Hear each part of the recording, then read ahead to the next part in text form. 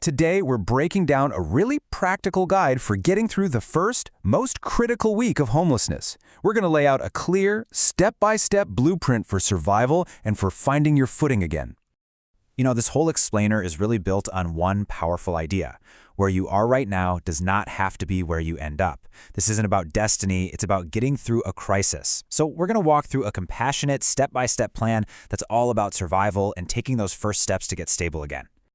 Okay, let's dive right in. The clock is ticking, and this first day is 100% about survival. Seriously, every single decision you make has to be filtered through one simple question. Does this make me safer? Everything else can wait.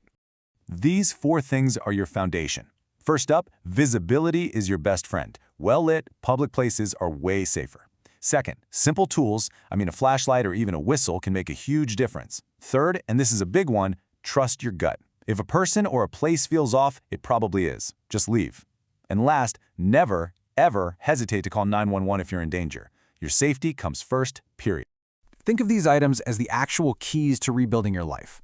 Your ID, your social security card, your birth certificate. You're going to need these for almost every single service out there, from shelters to jobs. So get them in a waterproof bag and keep them safe. Protecting these is just as important as protecting yourself. Now, if you only remember one thing from this whole first section, please make it this number, 211. It's a free, totally confidential helpline that's open 24/7. And the best part? It connects you to local resources in real time. They literally know which shelters have open beds tonight. This one call can be the most important move you make in those first 24 hours. Okay, so once you've secured your immediate safety, the game plan for the next couple of days starts to shift. This is where you move from just surviving the moment to actively connecting with all the resources that are out there to help you. It's about building a support system. Think of day centers as your new daytime headquarters. They're so much more than just a place to get out of the cold. They are basically the command center for your recovery. This is where you can get a mailing address, use a phone, do laundry, and most importantly, connect with people who can help you make a real long-term plan. This is all about breaking down what feels like an overwhelming problem into small, manageable chunks. You need food? Okay, look for food banks or church meal programs. You need to get in touch with people? Look into the Lifeline phone program or just head to a public library for free internet. Need a mailing address for job applications? Day centers have got your back. See? Every problem has a real, practical solution. And that brings us to what you're carrying. You've got to pack smart. You just can't carry everything, so you have to be strategic. The goal isn't to hang on to all your possessions, it's to carry the tools you need to survive. We're talking about hygiene stuff, clean socks, a flashlight, a water bottle. Every single item in that bag should serve a critical purpose.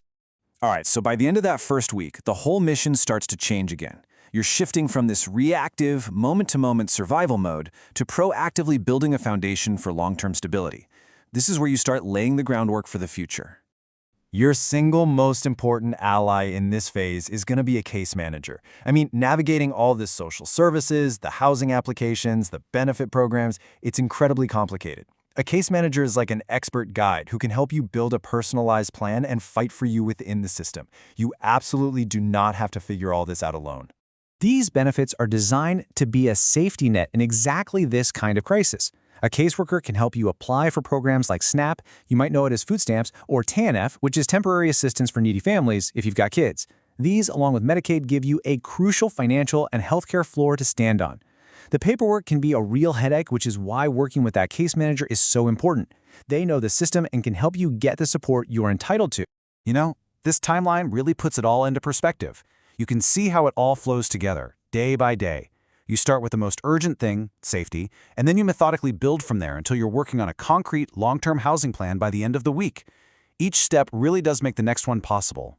So far, we've talked a lot about physical needs, but this next part is just as crucial for survival. You have to protect your mental health. The psychological stress of this whole experience is just immense, and dealing with it proactively is essential if you want to make good decisions. It's a really important question, right?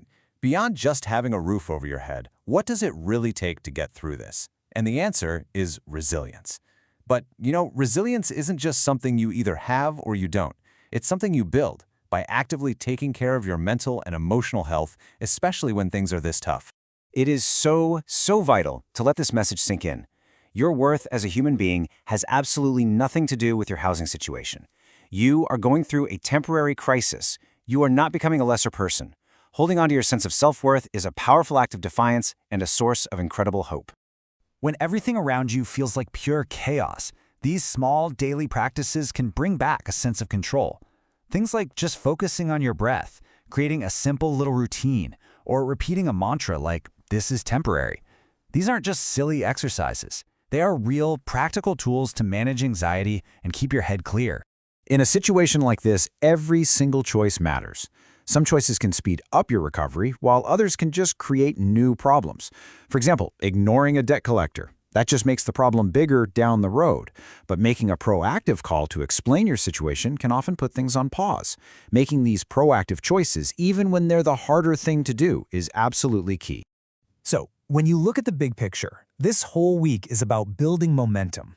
Every phone call you make, every resource you find, every safe night you have, it's all a step on the path forward. It's how you move from just surviving to being stable. And this right here, this is the entire journey in a nutshell. The act of reaching out for help and connecting with support is what leads directly to the ultimate goal, a set of keys and a place you can call home. There's a straight line from one to the other. Here are some of those key national resources that can plug you into local help. Again, 211 is your go-to starting point. Feeding America can help you find food banks, and there are specific, dedicated hotlines like the one from SAMHSA, that's the Substance Abuse and Mental Health Services Administration, and one just for veterans assistance. Having these numbers handy is critical. And we're going to end the core of our explainer on this really powerful idea.